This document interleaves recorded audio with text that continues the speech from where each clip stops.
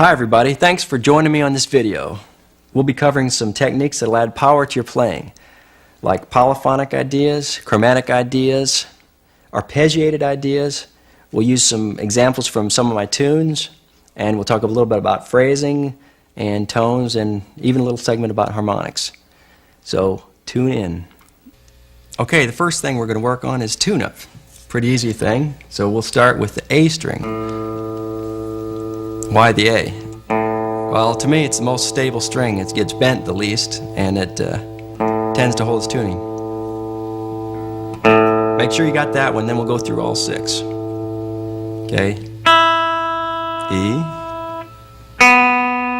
Hope you know what that one is. That's a G.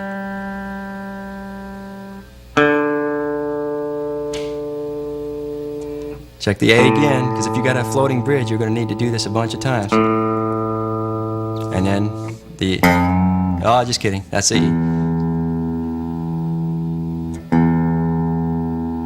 Again, if you're out of tune very much, you better go through it again.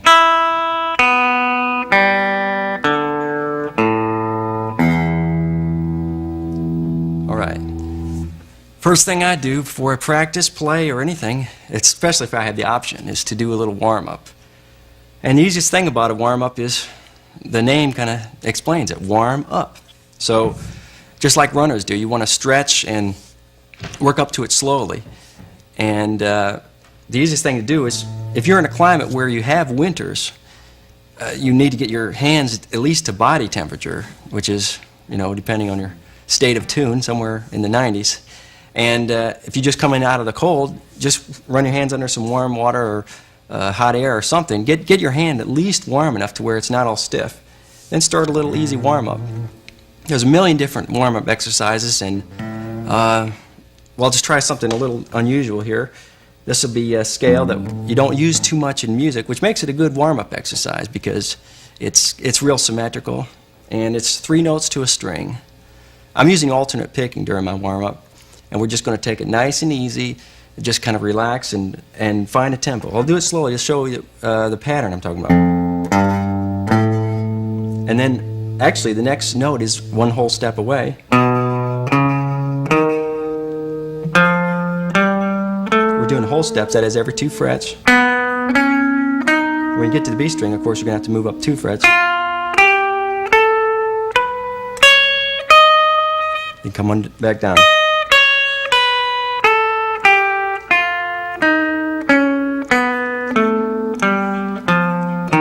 It's not a very relaxing scale, but it's nice for the warm-up because it gets you your left hand moving positions, and you're stretching your first or 4th finger out. So you're covering some ground with your left hand, and it's a good picking exercise. Any speed you want to do it.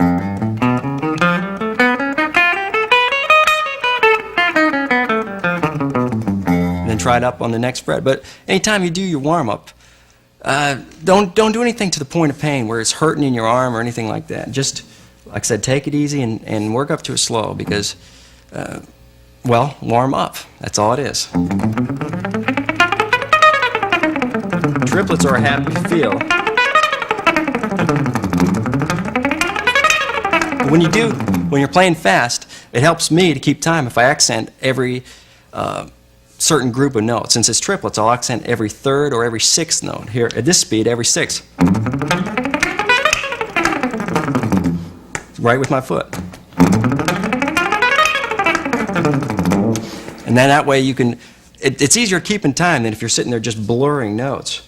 And one of the things about playing guitar or playing music in general is that when you're playing by yourself, somebody should be able to just solo you playing and be able to feel the time. And hopefully hear the music at the same time too. So remember that. I mean, everything you play should, even in your warm-up, should have rhythm and some kind of accent. Always helps the rhythm. Okay, that's a whole tone pattern. You do it up and down the neck, moving up 1 fret each time. Another thing you can do is a pattern that'll work over diminished chords. Again, a diminished chord is not something you really sit on for a very long time in rock and roll, so we'll just use this as a warm-up exercise. Same pattern, really. Sort of in the same places as you would the whole tone thing, but just do a whole step, half step. That'll work over a diminished chord. Say you've been doing your scales and so forth, or this warm-up exercise, and what happens to me, maybe it's because I'm left-handed, but my right hand starts to get a little tight.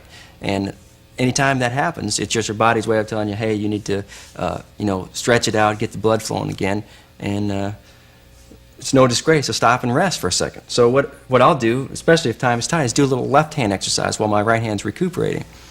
Here we're going to put our fingers 1 fret apart on the same string, in this case the B string, then pull 1 finger out to the adjacent string, in this case the G string, and do a little hammer on to try to keep it in time. Now put that finger back, pick it up with the second finger. Why are you doing this, Steve? Well, the reason these fingers are anchored is so that you won't be flopping them around and doing something like this. It forces you to use your finger and nothing else. Now, if you're into two-handed stuff, you may be saying, that's great, but I'm into two-handed stuff. Well, try it. Do it with your other hand. If you can't pick very fast with your hand, if you're slower with your right hand,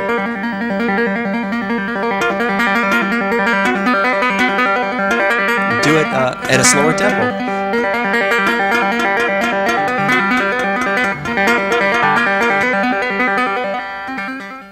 Okay, next we're going to do some scales.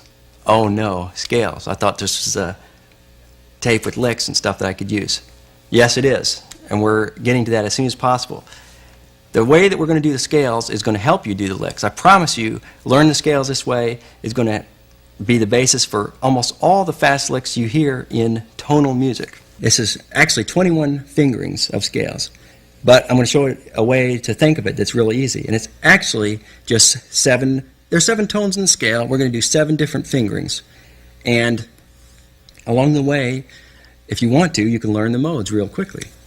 We're going to start in A with a A major scale, 2 octaves.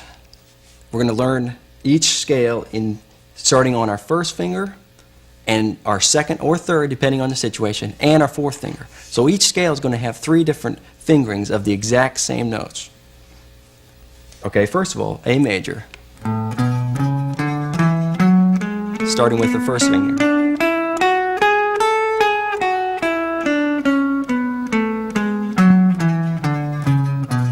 In this case, I'm doing most of the stretching between the third and fourth finger, trying to keep my first finger. Anytime you practice scales or anything that you practice that involves, picking or a lot of notes, play it fast when you're ready to play it fast. Okay, we're going to move up with our first finger to the second note of the A major scale. So it's the same scale, but the fingering's different, of course. We're going 1 note higher, too.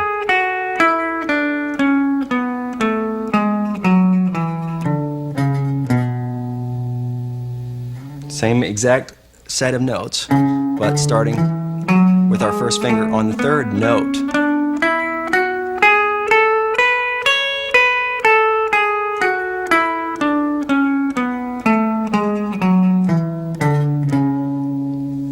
If you're looking for the fast forward button because you say, I've already learned scales, just hold on a second. I'm going to show you some ways of using the scales.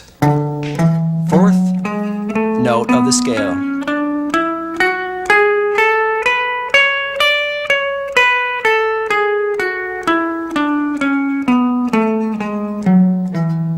I'm finding ways to finger it to where I don't have to move my hand. All I'm doing at the most is stretching 1 finger, 1 fret. And then in most cases it's the fourth finger. Okay, fifth note, we're just moving up the scale.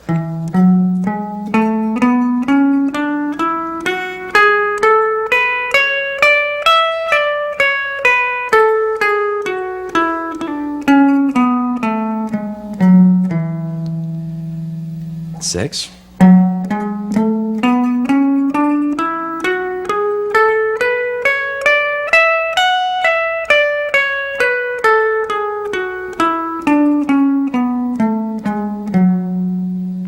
And 7th.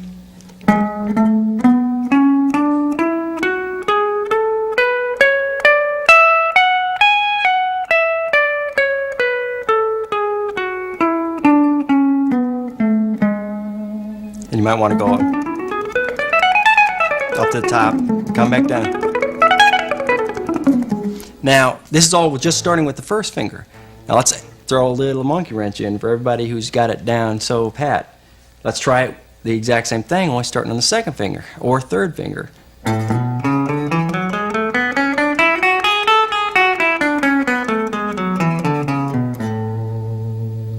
Same exact notes as doing it with your first finger.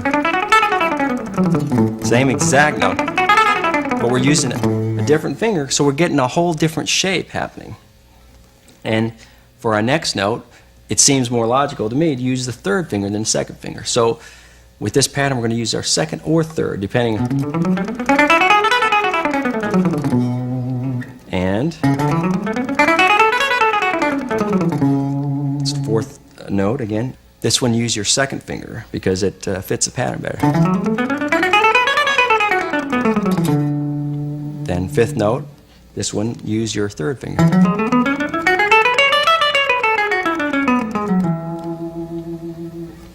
Sixth note, use your third finger again.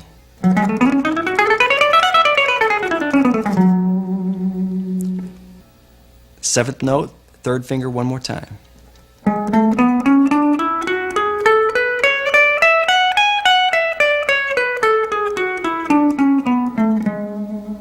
And so we're back to A again. Now, one more time, only we're going to start every scale, or every point of the scale, with our fourth finger.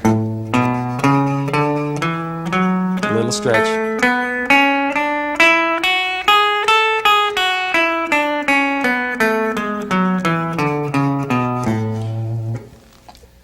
So we're going to continue on up the scale, starting every scale point with our fourth finger.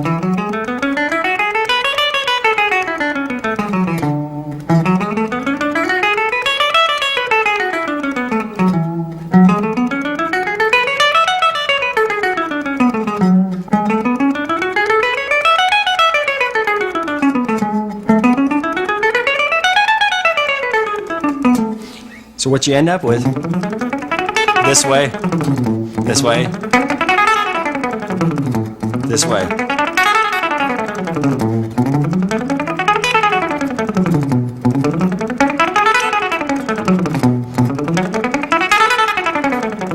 Three different ways of playing every pattern. Continue that up and down the neck until you know it. Okay, once you've got the idea of playing the scale straight, you know, this note to this note and coming back, let's try doing some variations. Try walking up the scale just on two strings.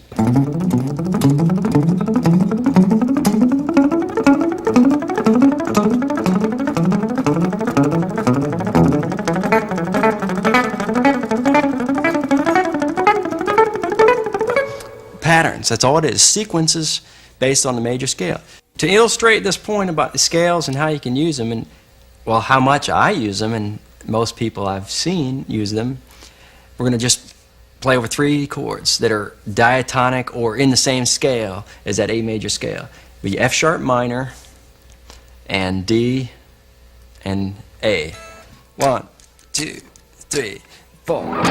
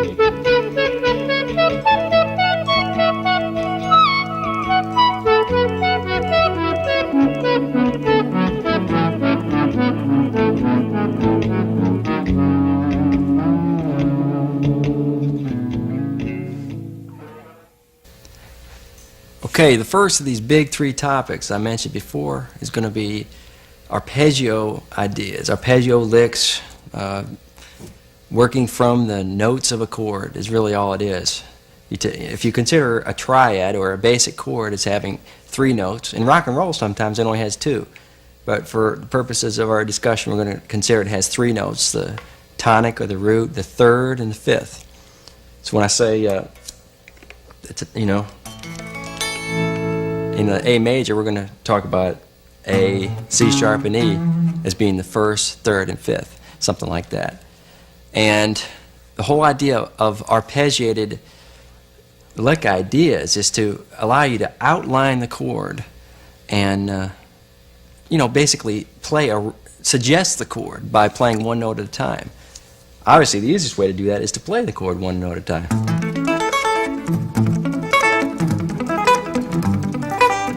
And that works great, but you cover a lot of ground quickly, and all of a sudden you're up at the top of the neck before you know it.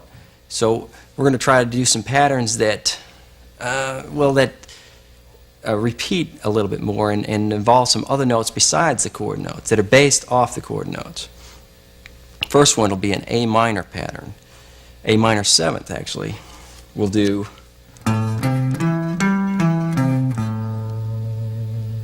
first, third, fifth, and one more, the seventh.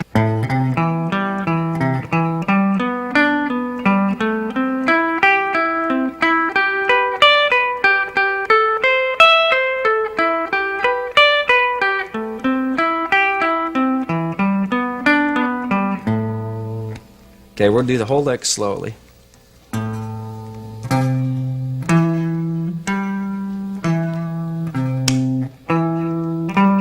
Move up a fifth, do the same thing. Move up to another A,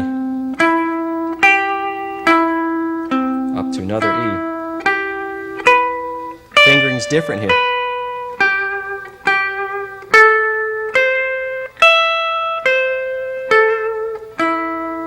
Come back down.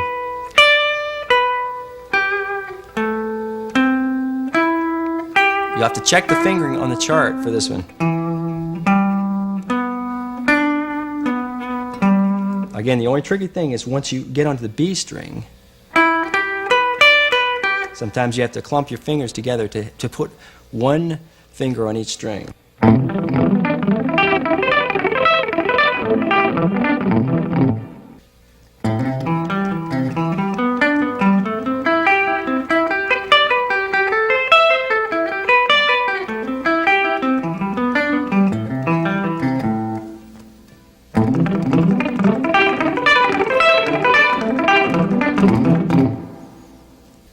Okay, this next lick is one that illustrates a style that I find myself using a lot when I really want to push the time, kind of nail the time, and create a lot of rhythmic excitement. And sometimes you want to keep a repetitive kind of idea going that covers different chords. So you only need to change the notes that are different from one chord to another. So here we're talking about F sharp minor to D, and with an arpeggio, the only note we need to change is a C sharp to D. So there's a lot of common tones.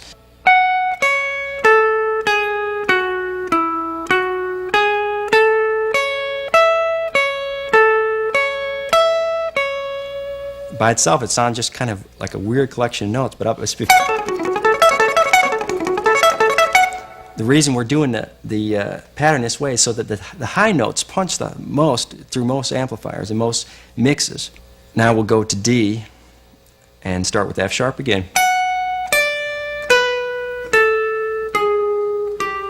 It's weird slow, I know.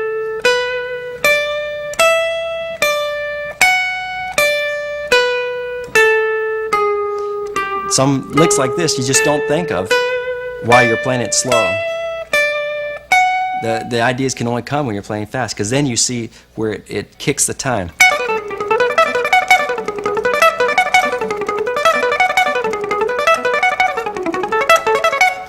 So Well, it's a little weird slow, but once you bring it up to speed, I think you'll find it works real good.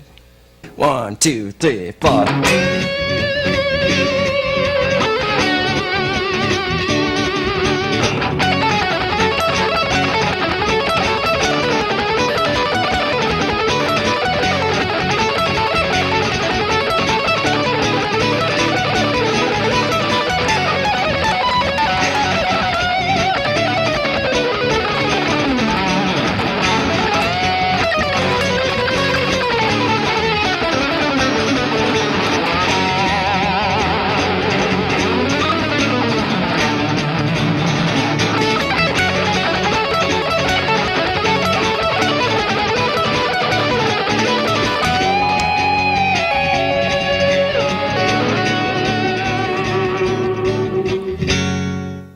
The title like power lines, and my latest album being called High Tension Wires.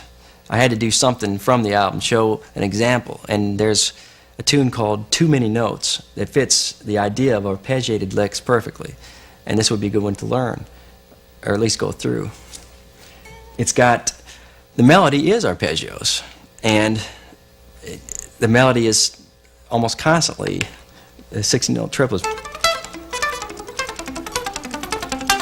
It's got a few weird patterns in it that throw the time around, but it's constant 16th triplets. So the rhythm never changes. The accents do. 1, 2, 1, 2, 3, 4.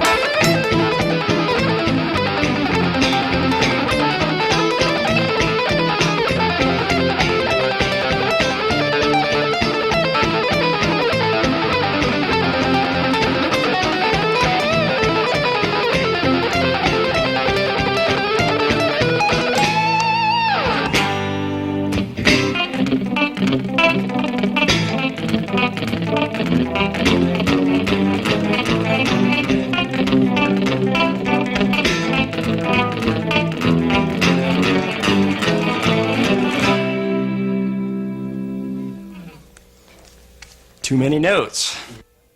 Kind of slow tempo. Remember, there's a pickup note, so you don't accent the downbeat till you get to it.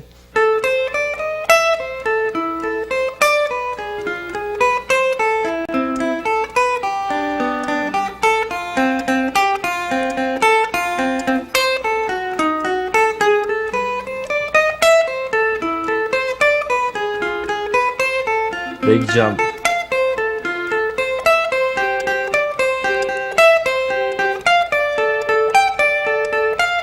Again.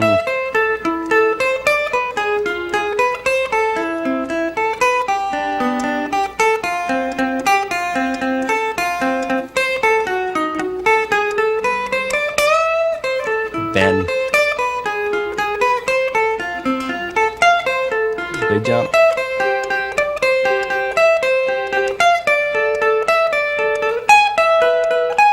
Then to A. Then a G. 2, 3, 4.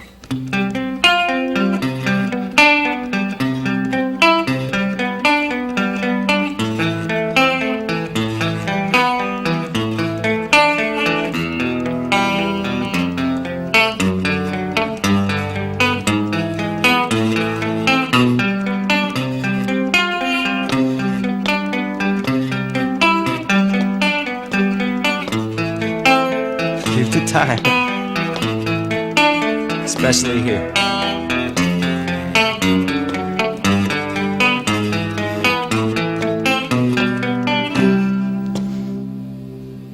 This next section has to do with chromatic possibilities. I was looking for the exact definition of chromatic because I think everybody knows it involves half steps of the musical scale.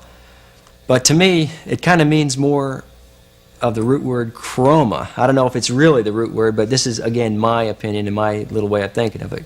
Chroma having to do with color. And I think of the chromatic tones as being tones that add color to a scale. What we'll do to illustrate this is take a real simple scale. I think everybody knows this, just the minor pentatonic.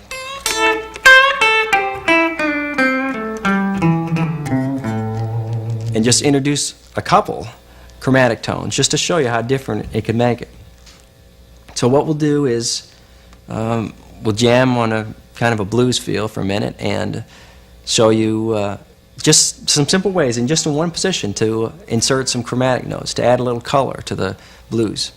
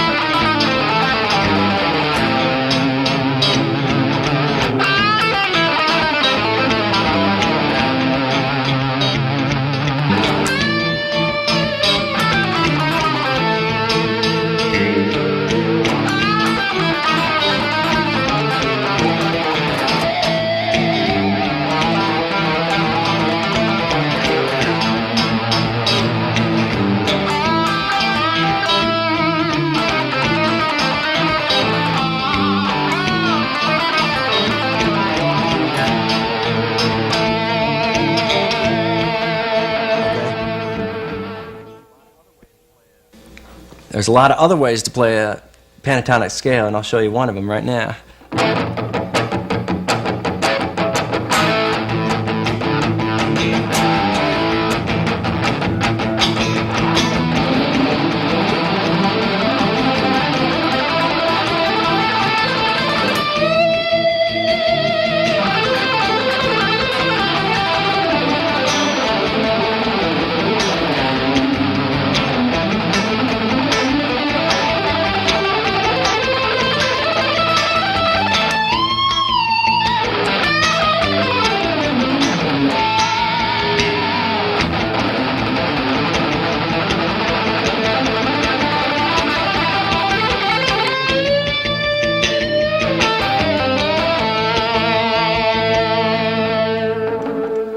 Now, what's so weird about that, Steve?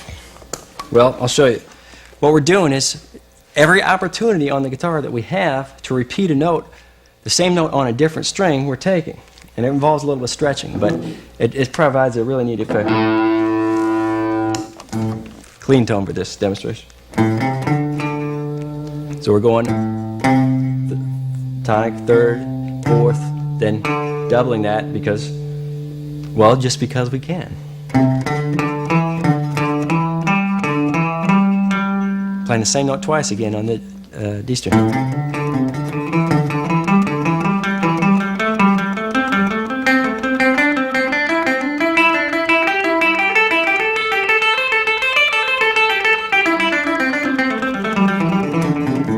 The effect is that you get a lot more notes without quite as much movement. And when you play the same note on, well, twice, one on one string and one on the adjacent string, it gets a slightly different sound, and it kind of confuses the ear and makes you think something weird is happening. Well, in fact, something weird is happening. It's a weird scale.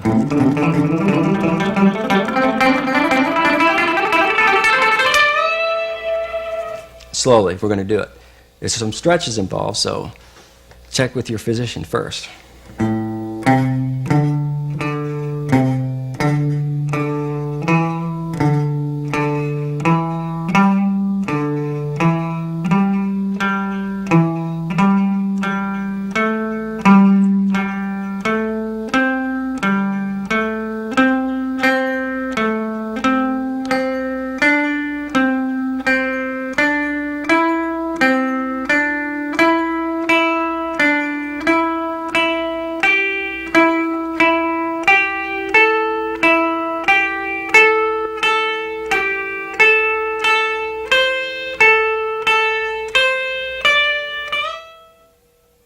Here's just a different fingering coming down, starting on E.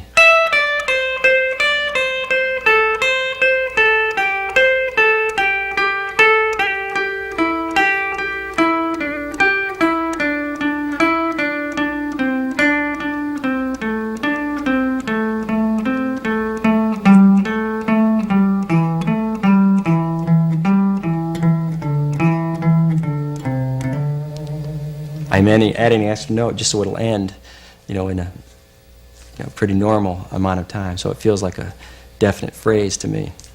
Because once you speed it up, you got to make music out of it. And whenever you practice scales or variations on scales, it's nice to make it into a phrase and feel it as a phrase so that it's easier to transfer it into music. All these ideas, I mean, learn them as licks and learn how to play them, because I promise you they'll help your technique and give you some new ideas. But with your new ideas, try to find ways to put them into phrases and into music. Next, I'd like to talk a little bit about polyphonic ideas, polyphonic lines. Basically, to me, poly means many and phonic means sound. So in this case, we're going to go for two sounds at one time. Now, it doesn't necessarily have to be always two sounds at one time, but just the suggestion of them. Like imagine a juggler, you've seen the juggler sometimes juggle two balls with one hand. Well, obviously, they never have two balls in their hand at the same time, but there's always one up in the air. And that's kind of one way to achieve a polyphonic effect with the guitar, especially when you're using a pick, when you can only hit one note at a time, is you do a little bit on this line and jump back down to this line and go back, keep changing back and forth, and keep both lines happening. But like I said, technically you're only hitting one note at a time, but you're getting the effect of two things happening. To illustrate this, I'm going to start with a simple little tune that's pretty melodic. Now, I know we're talking about power lines and everything, but this is just to illustrate the point and give you an appreciation for the different fingerings you have to do sometimes to achieve the effect of one note ringing over another. Okay, I'll play this for you slow.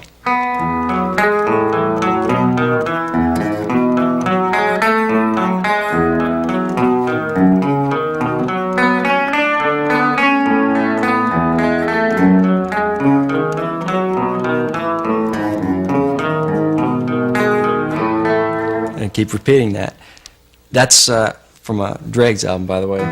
A pretty long time ago we recorded that. But the idea is that you always are playing just one note at a time, but you keep the note ringing.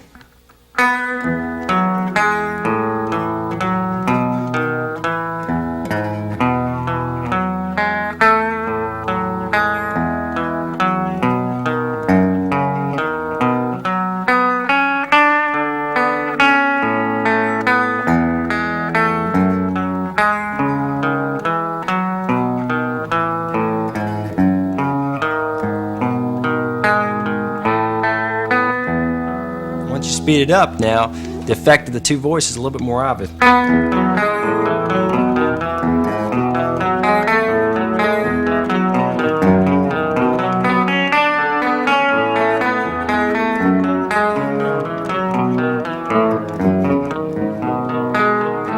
What you got is the top note is acting like the melody, and all the bottom notes, even though you're hitting them at odd times, they're giving you the accompaniment, you know, the chord background for it. And check out the chart on that, and don't be afraid to rewind and learn that little piece. It's, like I said, it's good because it puts your hand in different fingerings than you would normally do in order to keep the notes ringing and so forth. This next example is simply the idea of playing a scale polyphonically. Again, I don't know if this is exactly a lick that you would want to use all the time in your soloing, but I'm doing this to suggest other ideas for you, creative ideas. We're going to play a E minor scale. The only difference is we're going to add some notes beneath it.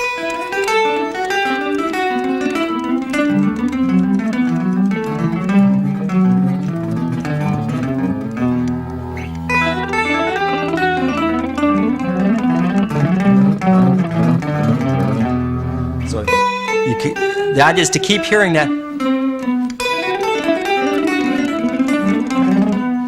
Now let's do it slow. Third finger on the B, first on the E. Now we're going to play the same fret as we're using with the third finger to hit the F sharp, but since we want to keep the B ring, we need a separate finger to do that, and I think the second finger is the best choice. So second finger on F sharp and fourth is the only one we got left for the G, so that works out real good. Now bridge the first and second strings with your first finger, but only play the top string. And with your second finger, play the D. Your first finger's already on the E, hit that, Bring your second finger around for the F sharp, and then play the G with your third finger. Now you're saying, wait a minute, Steve, why aren't I using my third and fourth finger for these notes? That's because of the part that comes next. Remember, we want to hold the top note. And this G is the next top note of the next sequence. So, the G with your third finger. And we want that to ring through all this. So, the C below it with your first, D with your second, and E with your fourth. Review what we got so far.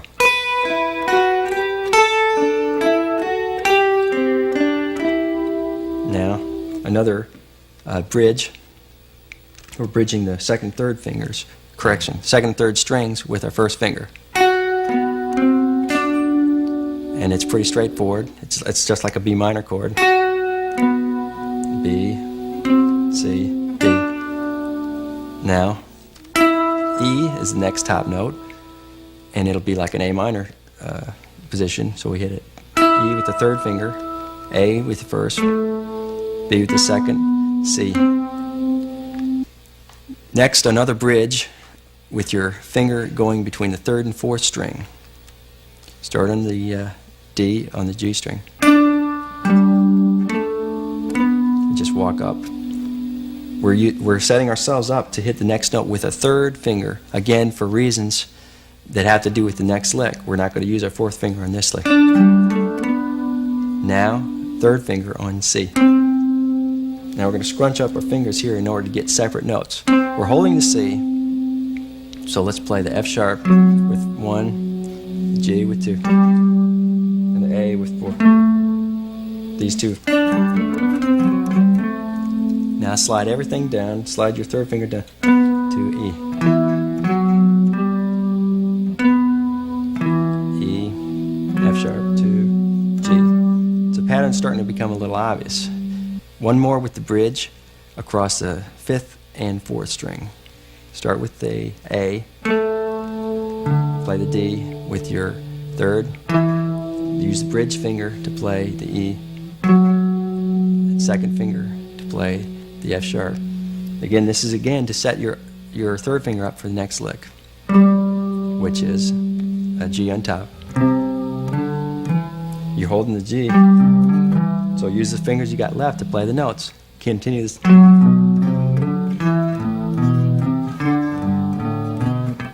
The exception is here, this next to last lick, we're going to use second finger.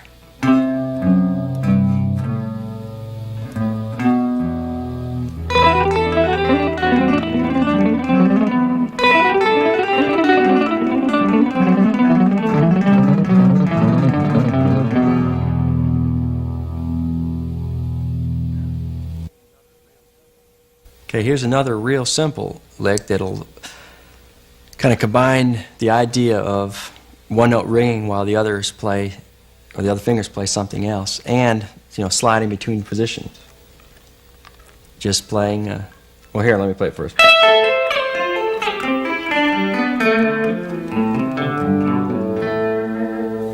The idea is real simple. Just play an arpeggio of an A minor. But while you hold the E while you move between the A and the C, then slide it down.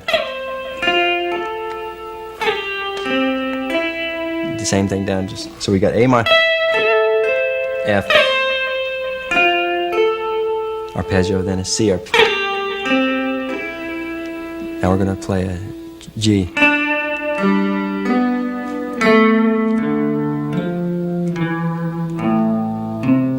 This is a D minor. This is a A minor.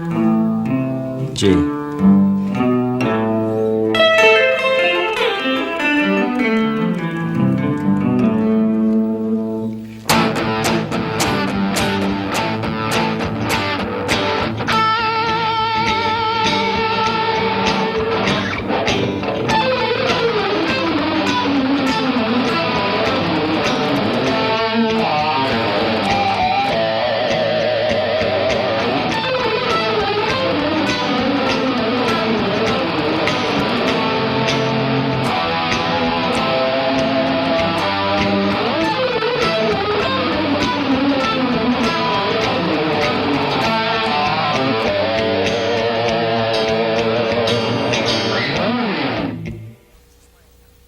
The lick I was just playing has got a combination of arpeggios, chromatic notes, and polyphonic suggestion all rolled into one.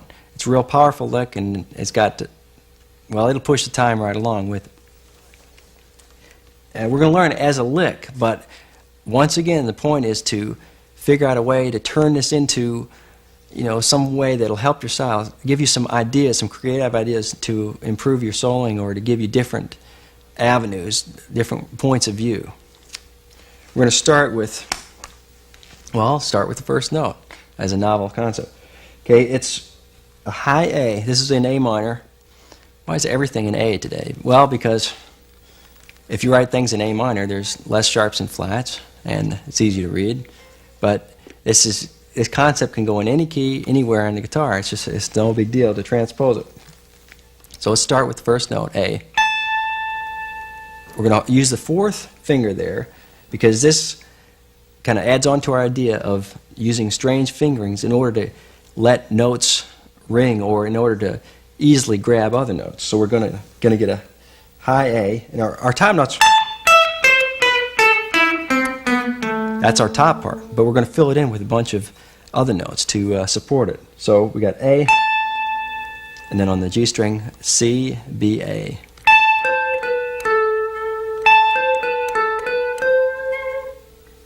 So let's now move to E. What? What's this? That note's not in the scale. Right, but it's just a chromatic note, a passing note. So we're going to use it. Again, we go E. And then the C with the second.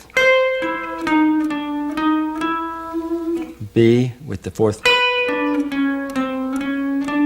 Again, a chromatic note. And then A. Again, we're starting on the second octave, going familiar fingering. You notice in this fingering, we're not depending on keeping the top note ringing. This is because this is lick designed more for distortion. And with distortion, if you have one note ringing over another, it's not as likely to sound good or as clear as if you kill every note as you move on. Okay, again,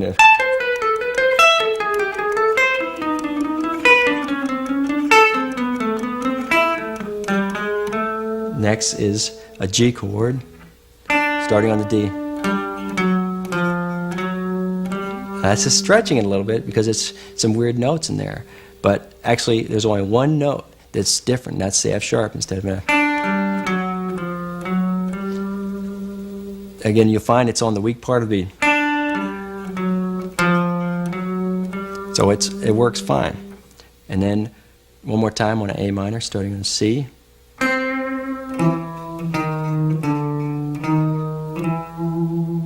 And we can finish it off any way we want or go back up. In this case, we'll go and just kind of end it. So we go.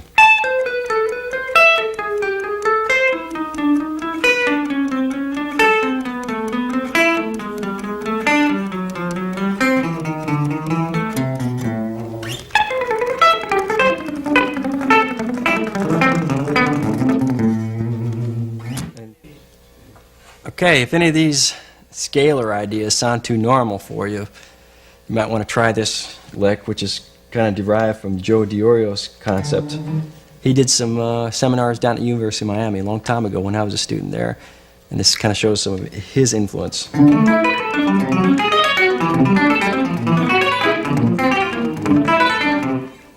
What this is an intervallic. Sounds pretty fancy. Just means skipping around on the strings. Playing a little pattern in fifths. Start on the D, second finger, A, fourth finger, E, first, B, fourth.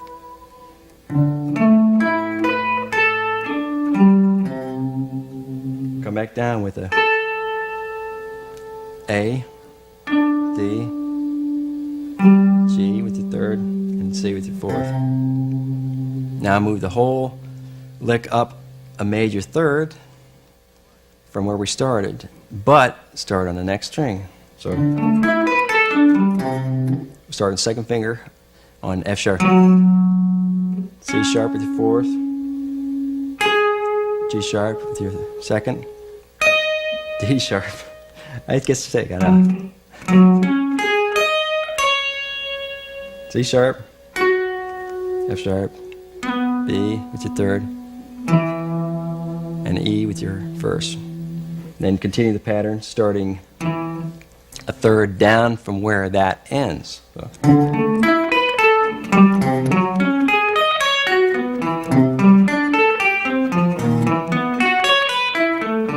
And continue all up and down the guitar until someone in your household runs screaming and turns off your amp.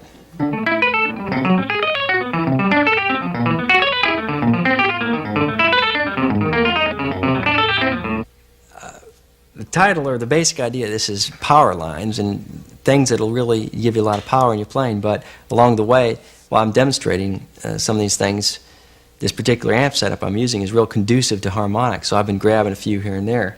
I'm going to show you some of the techniques I use for that. One is tons O distortion. That makes it easy. And by using a pick real close to the skin of my fingers, I can grab harmonics out of notes. You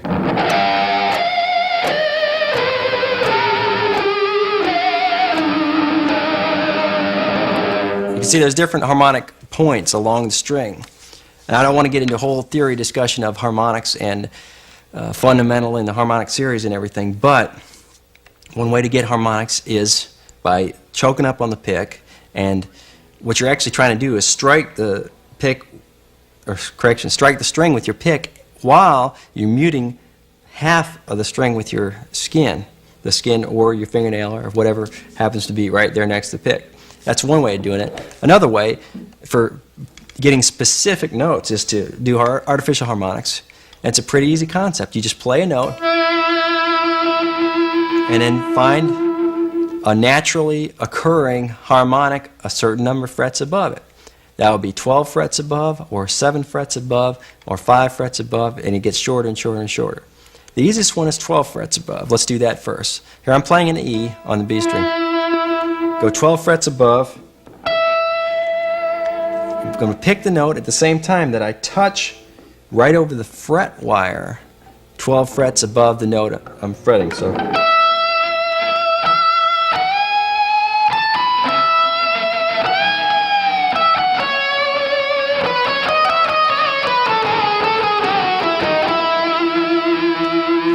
It gives a different sound to the string. Like I said, you can go 7 frets above and 5 frets above and even shorter, but it gets harder and harder to make music out of it. And the fingering changes. Like here, you have an E. Now you got a B. Now you got an E again. Now you got to do it in a different key if you do 7 frets above. So you want to use whichever technique gives you the best results. These are just some ideas. Well, thanks for joining me today on this lesson. Hope you enjoyed it, and let me hear back from you. If you see me at one of the clinics I do or at a gig or something, I'd like to get some feedback. Oh, feedback, no, not that kind of feedback. And I'd like to thank some of the companies that lent their support in other ways. American Music for lending us some of the stuff, Peavy, Ernie Ball, Music Band, Lexicon, DiMarzio, and MCA Records for letting me do the video, and Roger at REH, and Don Mock for lending a tremendous amount of creative help with the video. Thanks for joining us, and we'll see you next time.